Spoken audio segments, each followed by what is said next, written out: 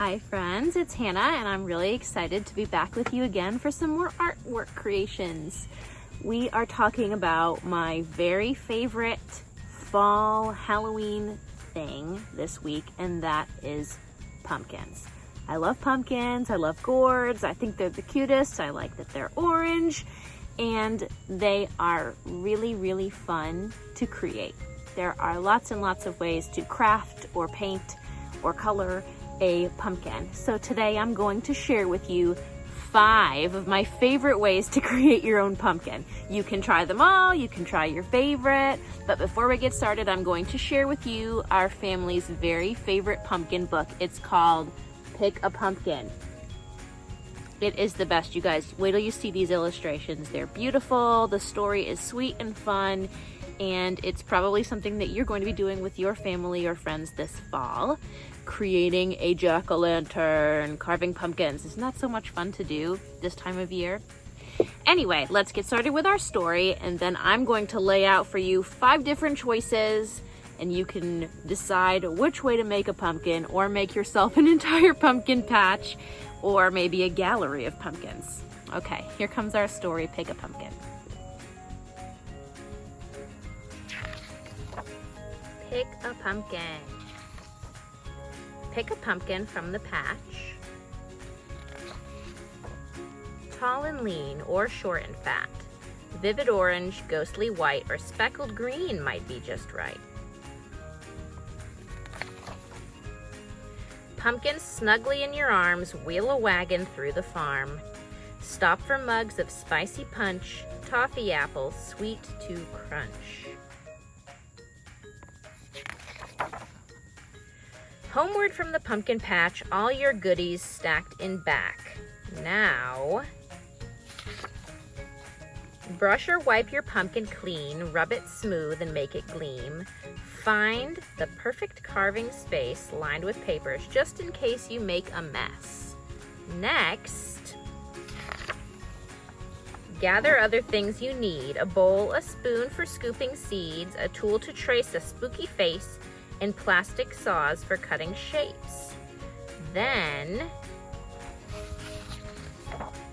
invite around a friend or two, form a pumpkin carving crew. Let grown-ups cut the top a bit, big enough for hands to fit. Reach down deep into the hole, grab the seeds and give a pull. Lumpy chunks, sticky strings, clumpy seeds, guts and things. With a spoon, scrape sides neatly, clean the inside out completely. Now all together, carve the eyes, giant circles of surprise, small slits sleeping or one eye peeping, cross-eyed crazy, angry, lazy. And below those, make a nose, a triangle, a pinprick, a nose that grows from thin to thick. Under the nose is where the mouth goes. A kiss, a frown, a toothy grin, a zigzag gap cut long and thin, a smirk, a snarl, an eerie O, or pointy fangs all in a row. But wait. Before you light your new creation, first it's time for decorations. Cobwebs strung from post to post, rings of gauzy dancing ghosts, spiders, tombstones, dangling bats, skeletons, and witches' hats. Now quick. Slip on gear to trick or treat and grab a sack to hold your sweets. Lift your pumpkin up with pride, march it to a place outside. Set it safely on the ground and call the crew to gather round. Ask someone to strike a match. Watch, the candle's wick will catch. See it glow outside your door. Look, it's not a pumpkin anymore. It's a jack-o'-lantern. Its red-hot eyes will gaze and flicker. Its fiery grin will blaze and snicker. To guard your house while you have fun. Happy Halloween, everyone.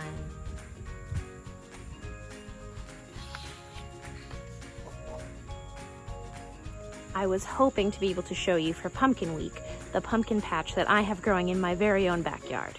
But the sad news there is that a critter or a pest of sorts got into our pumpkin patch and we don't have any pumpkins ready yet.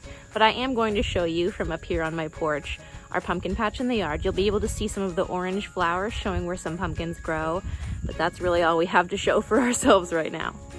Down here in my yard is where my pumpkins are growing.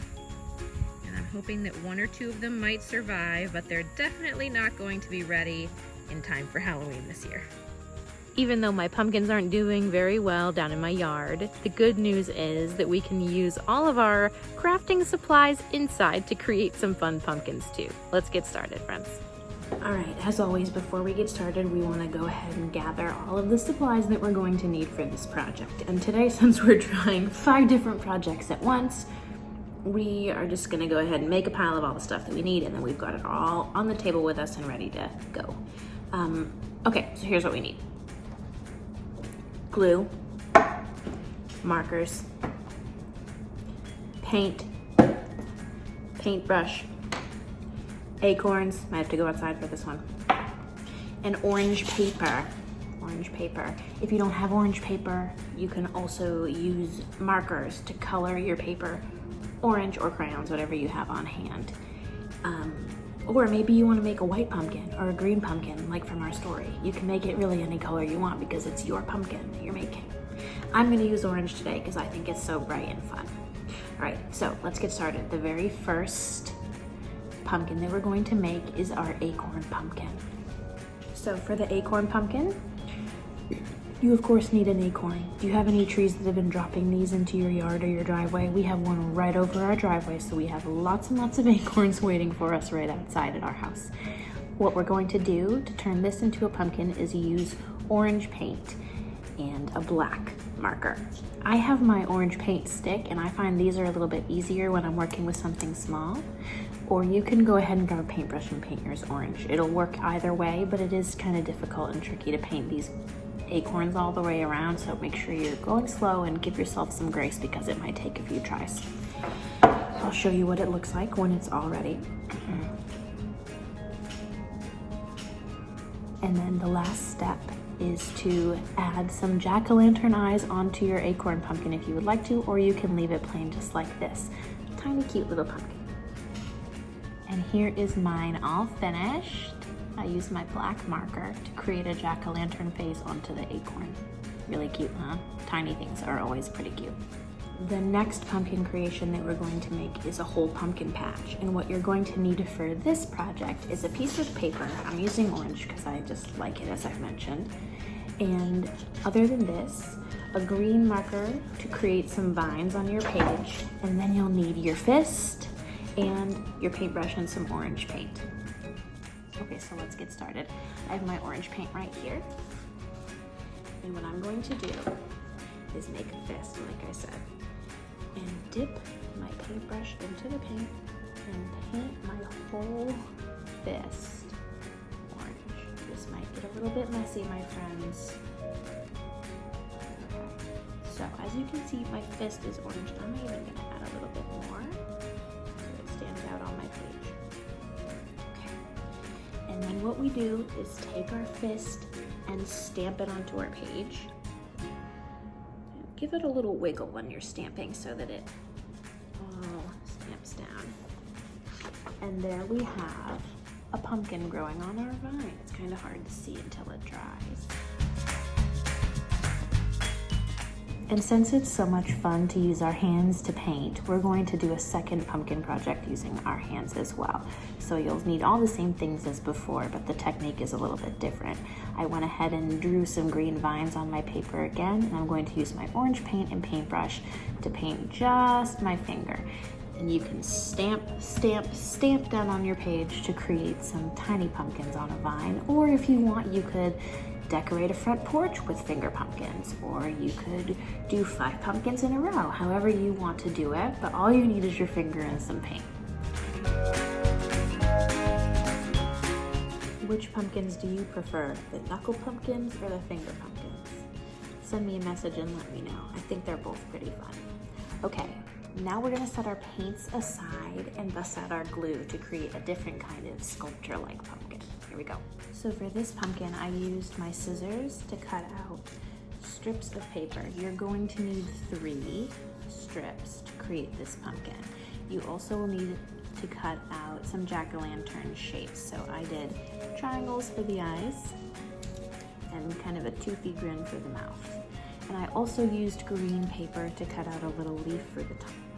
So let's grab our glue sticks and we'll get started making this pumpkin. All right, friends, we're gonna start by setting out one of our strips and adding a little bit of glue right here in the middle. And then we'll take our next strip and turn it into a T or an X, depending upon how you're looking at it. And then we'll go, ooh, crazy glue. We'll go ahead and glue right over the top there. You don't have to use quite so much. That was my glue stick acting up. And then we'll bring another strip right over on top so it looks kind of like a little bit of a star. And then the next step gets a little tricky, but hang in with me. We're gonna grab the bottom pieces and add a little glue right at the middle here to turn them into a loop. Here we go, some glue. And this piece comes up to meet this one. And then you're just gonna repeat that process. Bringing this piece up, adding a little bit of glue in between each time.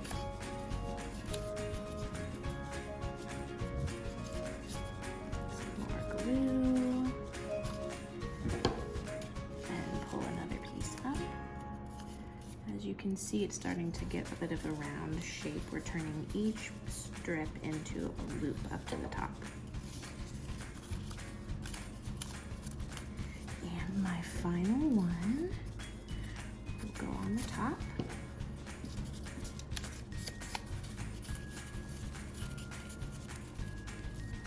And it makes sort of a little round pumpkin guy.